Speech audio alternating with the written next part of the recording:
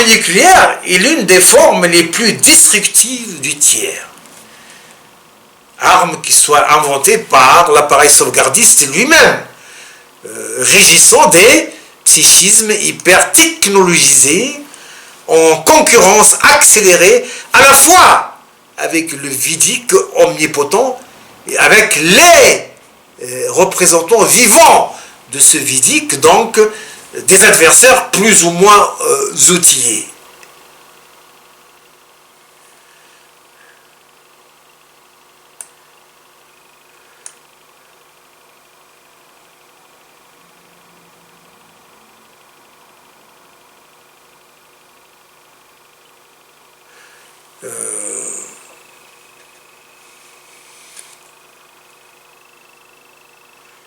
Une fois déféré devant un tribunal tierciste et du fait de l'enfer sans émule qui m'a été participativement administré en Tunisie et en France, les entités impliquées, si elles l'ont, perdront logiquement le droit au nucléaire et à tant d'autres droits censés garantir le déroulement spatio-temporel de leur cadrage d'équilibre et de leurs prétentions ascensionnalistes et sur-ascensionnalistes.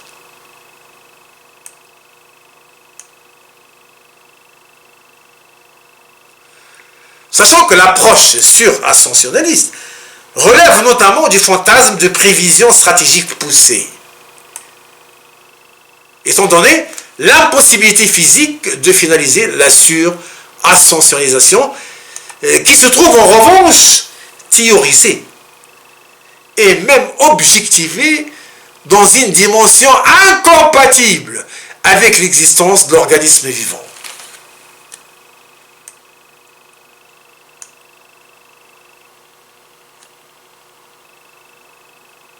J'évoque un élément que seuls 3 donnent sont à même d'en finaliser les postures, par ailleurs fantasmagoriques. Le cerveau affecté par la pathologie, donc un cerveau défonctionnalisé par rapport à la norme, comme norme qui normalise, dénormalise, eu égard à sa dynamique de catégories véridisantes, divéridisantes, centrale. Deuxièmement, le stratège en posture de mystification, voire de mythification. Et enfin, la religion comme délire, redescripteur et réobjectiveur des phénomènes réels et objectiveur acharné et psychorigide de ce fictif.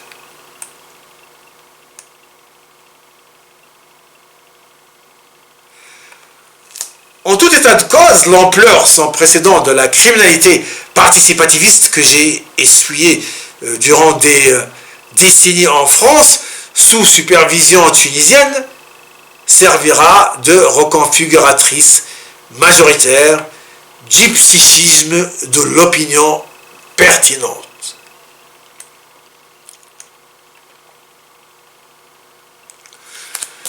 Je signifie a priori une opinion dont la valeur initiatrice et exécutive surclasse la validité des tribunaux ambiants du fait de 3 facteurs.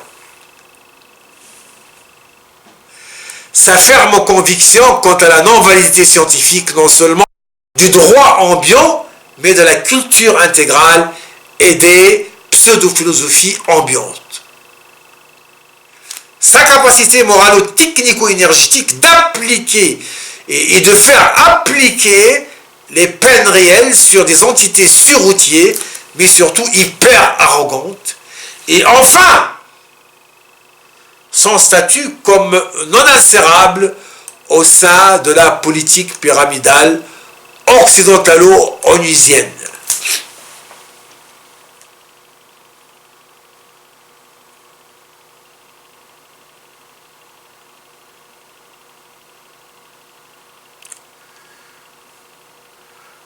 Dès lors, la dénucléarisation de n'importe quelle entité criminelle compétitive reste synonyme de sa déprotétisation anti-agressive indubitable. Là où le moi commence par être déprotétisé et finit par être démoïsé pour intégrer enfin l'altérité fondamentalement tierce. Donc elle-même surmoïsante, mais dans un sens monopolisateur antagonique. Contradicteur si vous voulez.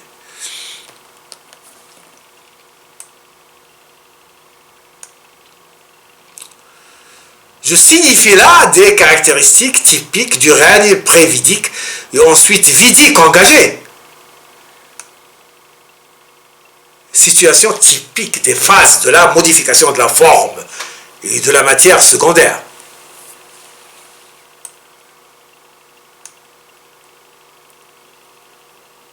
En outre, et à l'échelle où la vie en tant que vie unique par elle-même, en elle-même, et dans l'absolu constamment attendue au seuil de l'incertitude, et qui revendique de nous, les profiteurs de ce qu'elle dispense, comme éléments vitaux, un maximum de précision optimale, portant sur la notion de sens de la vie comme sens, forcément unique, unifiant, mais surtout continuateur du projet présentialisant conditionnel.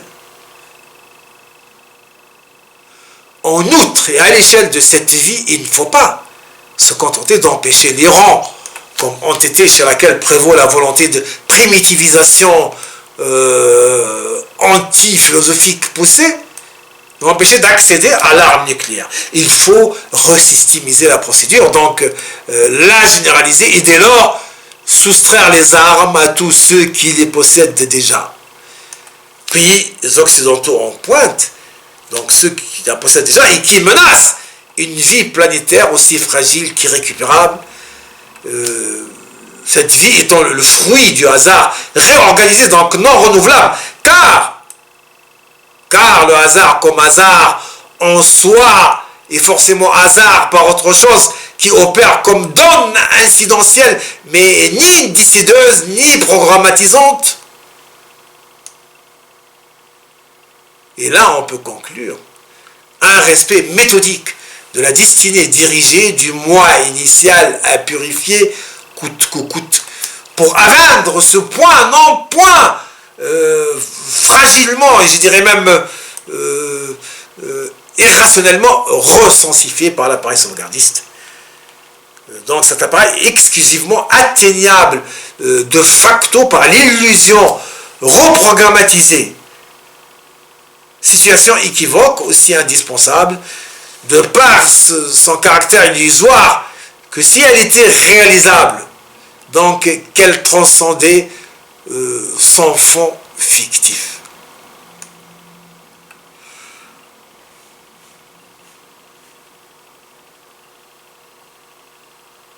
Puisqu'au fond des stratégies manipulatoires du psychisme, la notion de vérité importe peu. Ce qui compte, c'est le résultat sauvegardisant.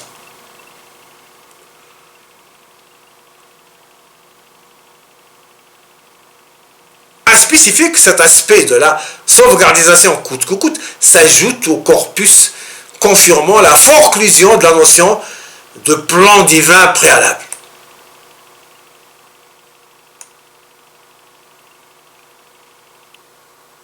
En ce qui concerne la Tunisie, ses complices et protecteurs, eu égard à leur profil de criminel absolu, il faut commencer par les empêcher d'approcher le moindre armement, même une simple lame à raser.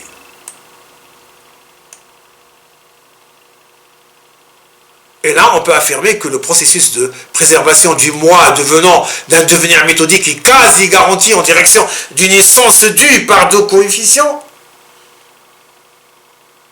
est sainement, ce processus est sainement enclenché, sainement donc ne posant de problème ni pour la moïté perceptible comme aussi une soïté, ni pour l'environnementalité élargie, où évolue toute moïté dynamique, régie par les degrés d'affirmation qualitative connus pour gérer l'évolution notée des processus, et se trouve déjà péniblement paramétrée. Certes, au sein de toute situation abritée par l'espace-temps comme support incidentiel à exploiter, sévissent des priorités liées à la notion de survie en situation extrêmement périlleuse. Donc, en situation sensiblement exposée à l'action vidique mixte, à l'action du vide mixte.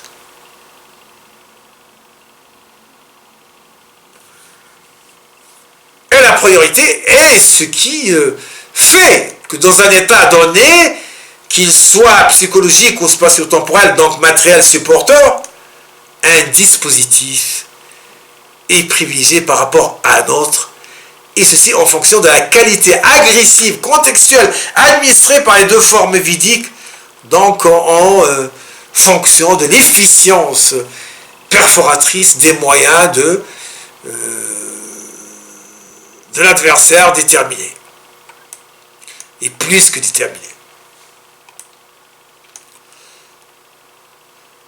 Je cite l'Inde et le Pakistan comme acteurs hyper conflictualisants, donc ne maîtrisant en rien les règles administrant le rapport existentiel à une configuration planétaire extrêmement fragile, donc ne maîtrisant point les principes d'interaction pacifique avec les éléments anti-écosystémiques. Vu le tempérament particulièrement agressif qui présuppose ce conflit où se manifeste la volonté intersubstantialisante, où se manifeste la volonté intersurbestialisante de la SBC, marquée par une volonté vidisante accélérée et non raisonnée, donc destructrice, intégralisante, sans rencontrer ce genre de frein né de l'enseignement historique. L'enseignement historique tiré de la lutte contre les vecteurs de la disparition et qui a instauré une doctrine hyper accélératrice de l'activité des sens. Donc hypersensitive, hypersensitivante, érigée par l'appareil sauvegardiste. J'évoque une situation psychologique figurant au sein de ce corpus si privilégié par la bourgeoisie comme gestionnaire de la tête de pyramide biomentale, qui, en vertu de l'opportunisme méthodisant continu,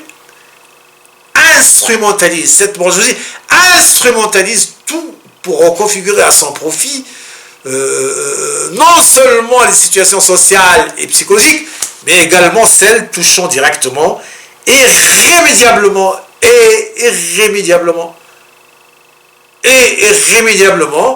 à la nature écosystémique, sans se soucier des retombes sur la qualité de la vie de la nature et de sa pérennité, comme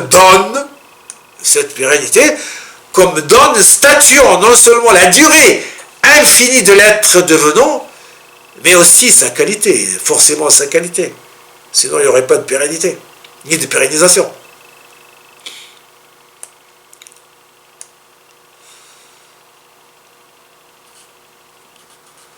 Le vade-mecum de la bourgeoisie étant partiellement copié sur la courte situation de capture de la proie et de consommation de cette prise sans plus. Donc en attendant le retour du cycle du manque pressant.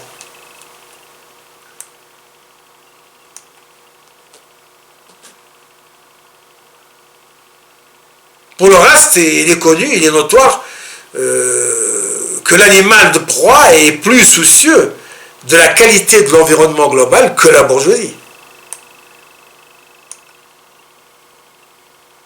Et ceci du fait de son incapacité de programmer à long terme son rapport à l'accumulation des proies et à la stratégisation.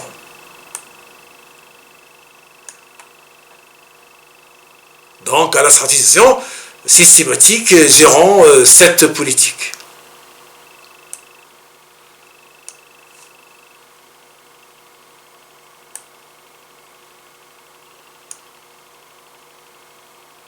À évoquer ici, en ce qui concerne l'Inde et le Pakistan, la notion d'élan pulsionaliste,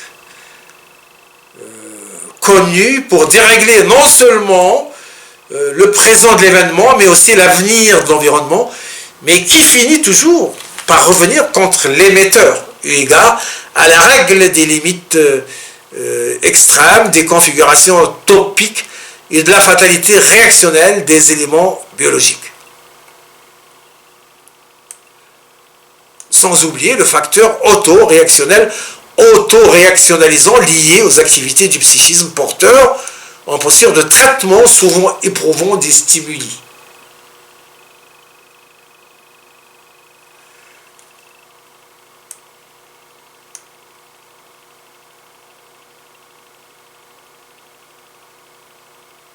D'où l'être à soi et au monde, état de ce qui vit pour l'être qualitatif devenant, se trouve visé, non seulement à l'échelle de la substance, mais aussi de la dynamique. Dès lors, il perdra tout support à même de garantir son devenir essentialisable, comme devenir du minime dynamique et du tout perceptible et actif.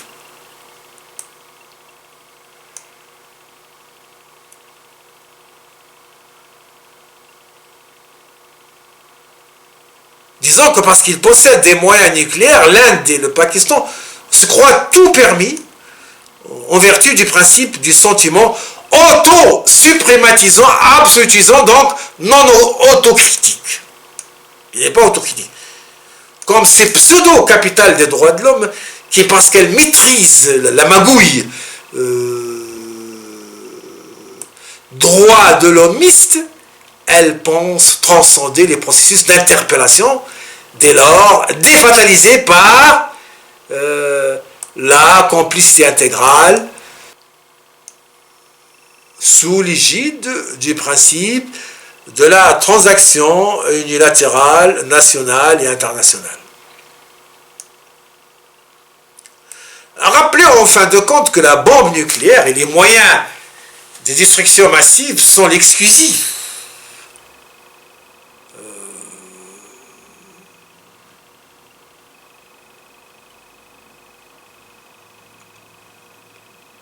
Sont les exclusives inventions de l'être parallèle d'un Occident qui n'a pu survivre jusqu'à aujourd'hui qu'à la faveur des processus de parallélisation les plus savamment orchestrés. Donc, opérer selon le procédé de duplication du même cerveau et sa disposition au service d'activités différentes, mais au fond complémentaires. Et là, on peut évoquer le principe de paradigmatisation contrôlée, utilisé normalement à l'échelle logicielle.